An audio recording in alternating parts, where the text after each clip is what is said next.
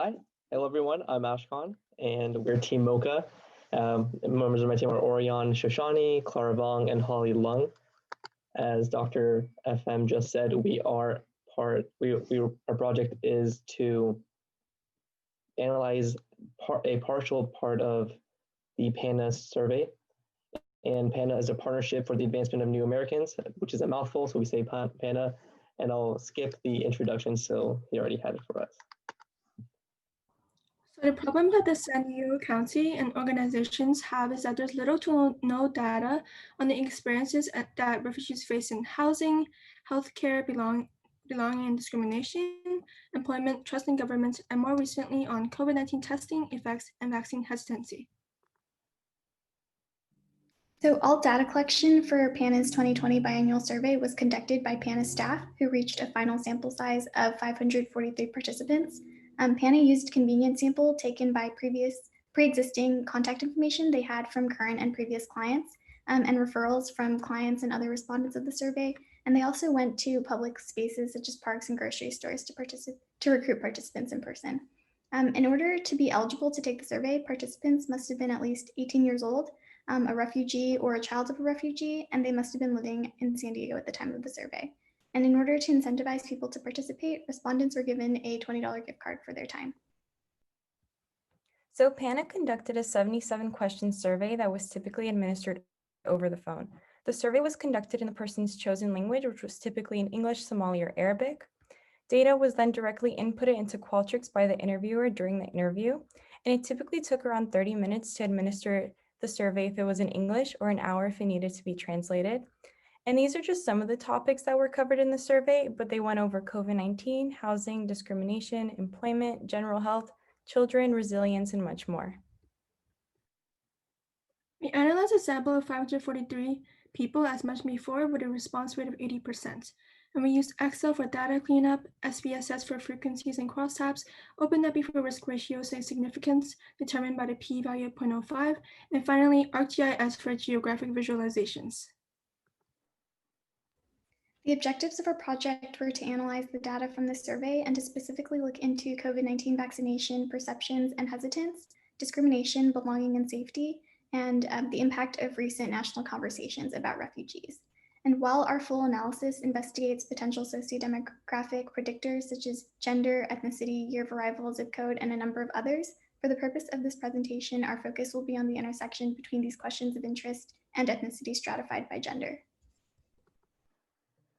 So a common motif you'll see is that there isn't a cohesive data set for San Diego refugees, and it just doesn't exist. So we kind of have to create our own baseline using the San Diego refugee arrival statistics provided by the San Diego Health and Human Service Agency for the last 5 fiscal years. If you can see on our graph, the East African category is mainly comprised of Somali respondents, which is underrepresented by the San Diego Health and Human Service Agency as they had arrived in the US about 2 to 3 decades ago. And this is only covering, again, the last 5 years. Middle Eastern category is mostly made up of Syrian respondents, which is well represented by the PANA sample. And additionally, the disparities that we see in between these two graphs beyond that year of arrival is PANA's translator and resource limitations. So for example, the North American category, which is underrepresented in PANA's sample, is made up of Haitian refugees, which PANA didn't have translators for or the resources to reach out to. And if we look at the Southeast Asian community, that was only possible through PANA's collaboration with the Karen organization, which did the Karen/Burmese speaking refugee groups. But for the rest of our presentation, we'll focus on the two largest groups in the study, East Africans and Middle Easterns. So we want to go more into depth of a PANA sample demographics. And to do that, I want to use a nice map from ArcGIS. So we see that a majority of PANA's survey respondents are from the more urbanized southern parts of San Diego, with 74% of the respondents being in the 6 darker shaded El Cajon and City Heights zip codes. And if we were to break this and we were to stratify it by ethnicity, we see that represented in blue, we have a very large and dense Middle Eastern population in El Cajon, whereas the East African population is kind of spread out through City Heights and kind of bleeding in through El Cajon as well, but it's much more spread out. So since we are focusing on these two groups, we stratified our analysis by genders. And as you can see here, there are more Middle Eastern men, or Syrian men as more answered in the Middle Eastern group, and more East African women or Somali women in PANA sample. And the reason why we see this is because of recruitment. So PANA had more Somali speaking women as interviewers and one Arabic speaking man as an interviewer. And so this is an overview of how long these two groups have lived in the US. The Somali group arrived earlier than the Syrian group, and this is part because San Diego has one of the largest Somali groups in the US, so that's why they may have arrived earlier than the Syrian group. So this next section are the results for the COVID-19 questions. To evaluate the perception of COVID-19, we analyzed questions asking whether they think a vaccine could protect them and whether they were interested in getting vaccinated if offered. So 54% of East Africans believe that a vaccine could protect them compared to only 30% of Middle Easterners. And 57% of East Africans were interested in getting a vaccine compared to only 26% of Middle Easterners. For vaccine hesitancy, we analyzed questions about reluctance and refusal to get vaccinated even if found safe and effective. So 72% of Middle Easterners said they will be reluctant compared to 42% of East Africans. And 63% of Middle Easterners said they will refuse a vaccine compared to 33% of East Africans. We don't exactly know the reasons, but East Africans may have a more positive perception and be less likely to be hesitant of the COVID-19 vaccine because they've been in the US for longer, and thus may have more knowledge about access to health services. We will now look at the results based on the questions regarding belonging, which includes safety and discrimination for the two groups. We will then compare how the genders within those groups responded. In our written report, we'll have more of an analysis for the other groups. So 68% of East Africans reported experiencing racism, discrimination, and social exclusion in the US, and we found that there was no significant difference by gender for the East Africans, and this is probably due to colorism and anti-Blackness being a bigger factor than gender. 18% of Middle Easterners reported experiencing racism, discrimination, and social exclusion, and there was no statistical significance among Middle Eastern men and women. However, we found that Middle Eastern women were 1.7 times more likely to report experiencing social exclusion in the US than men. This may have to do with how Middle Eastern women are discriminated against for dressing culturally differently, like wearing a hijab. Similar to the last question, the focus of this question is discrimination within your own neighborhood. So 16% of East Africans reported experiencing discrimination within their neighborhood. And East African women were 5.4 times more likely to report discrimination in their neighborhood than men. This has to do with the group living longer in the US facing anti-Blackness, but especially towards East African women. And as we know, the experiences of being a person of color is very different from being a woman of color. Also, 14% of Middle Easterners reported experiencing discrimination in their neighborhood, but there was no significant difference by gender. This has to do with the fact that Middle Easterners typically live in ethnic enclaves with similar groups that have shared experiences. So to kind of emphasize the point of ethnic enclaves, you can see that Middle Easterners that are living in these more compact areas reported that they did not experience discrimination more definitively. Again, this can be counted to the protective factors provided by these ethnic enclaves, and likewise, the other situation can also happen where they're more spread out, East Africans, and they are experiencing more discrimination. So reports for both groups were similar for safety and neighborhood. 86% of East Africans reported feeling safe, and 90% of Middle Easterns reported feeling safe in their neighborhoods. And this may be due to because people feel safer living in the US since they had escaped dangerous situations in their countries of origin. We also found that there was no significant difference by gender for both of these groups. So overall, refugees reported feeling safe with their neighborhoods. We used a Likert 5-point scale, and no neighborhoods with a sample size of over 5 reported that they disagree with the sentiment.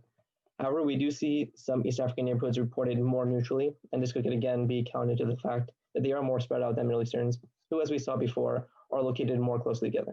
In addition, East Africans can be confounded by current political unrest in the US, especially women. So in this next section, we analyze questions about how the national conversation on refugees impacted them. This question asked whether people were worried about their immigration status. We found that 64% of Middle Easterners were worried, and among them, men were 35 times more likely. This may be due to men being perceived more as threats compared to women, and thus less likely to be granted refugee status. Meanwhile, only 3% of East Africans were worried, with no difference by gender. As mentioned before, this may be because a lot of East African or Somali refugees have already attained citizenship because they've been here longer. Meanwhile, Syrian or Middle Eastern refugees are more recent arrivals and therefore may have more anxiety about their immigration status. So 59% of East Africans were worried about being the target of a hate crime, and this might be explained by the broader conversations about anti-Blackness in the United States that's been had this year, while only 2% of Middle Eastern refugees were worried about being the target of a hate crime. And again, this makes a bit more sense when you consider that Middle Eastern refugees are more likely to live in ethnic enclaves, where their neighborhood is primarily made up of people with similar cultural and ethnic backgrounds. But you can also see here that the response rate for this question within Middle Eastern refugees was basically entirely made up of women, and women were 35 times more likely to worry about being the target of a hate crime compared to men. And again, this gender difference might be explained by the historic and present marginalization of women of color and the particular dangers of discrimination that Muslim women of color face that Oriyan touched upon earlier. 27% of East Africans feel unwelcome in public spaces compared to only 2% of Middle Easterners. But again, these differences should really be considered in the context of Middle Eastern ethnic enclaves and anti-Blackness. We found this question regarding civic and political involvement to be especially interesting because although East Africans have been in the US longer of the two groups, 28% expressed anxiety about civic and political involvement. And as mentioned in previous slides, there are a number of factors that may be at play with this question. And in this case, broader racial tensions in the US might be a big factor to consider. We also see that Middle Eastern women were 51 times as likely to express anxiety about civic and political involvement. And that might be explained by the confidence gap that exists between men and women and can also be tied back to the specific experiences with discrimination that Muslim women of color face in particular. We will now go over our lessons learned, limitations, and conclusion of the survey. So interpretation requires greater knowledge of the complex factors that impact refugee resettlement. So for example, in this presentation, we looked at years in US, ethnicity, and gender, but this may not have been enough, and we could have examined other factors like age and much more, which we will include in our written report. So basically, there are so many factors we can stratify by to grasp a better sense of the experiences these refugees face. Also, a small sample size per group limits our ability to stratify the data. One of the limitations that we've identified with this study is that our sample is not representative of the larger refugee population of San Diego, and that the gender distribution within each ethnicity was heavily skewed. And as mentioned before, this was contingent on specific interviewers. And since a majority of PANA clients are Somali and Syrian refugees, the sample naturally reflected that. But again, the survey was made for PANA and the analysis was conducted for PANA, so this isn't so much of a limitation on the objectives that we set out to accomplish for this analysis, but it might be a limitation if you're trying to extrapolate our findings and paint them across all of San Diego's refugee populations. We also acknowledge that there may be some inaccuracies in the way that we chose to recode some of our variables. For example, ethnicity was a variable that we created based off of languages spoken at home and country of origin, but we recognize that the way that we had to sort of assign ethnicity for each participant may not be accurate, and it may not be the way that certain participants would choose to identify themselves. Acculturation by way of years in the United States and whether or not English is spoken at home and zip code may be potential confounders and effect modifiers. We tried to account for this by running a multivariate analysis, but the way that our variables were, they wouldn't converge well, and that's just the nature of our data set. So it's important to view our results within the context of these variables as well. So in conclusion, we got a better snapshot of the struggles or worries that different refugee communities face. For example, with regards to COVID-19, we found a consistently high vaccine among Middle Diego refugee population are not a monolithic group. So more focus should be put on understanding these different cultural experiences, and intervention should also focus on cultural humility and listen to the distinct needs of each ethnic population to best serve them. Thank you so much for listening, and we especially like to thank Dr. Frieden Miller, Dr. Binkin, Janine, and Andrew for helping us and making this analysis possible.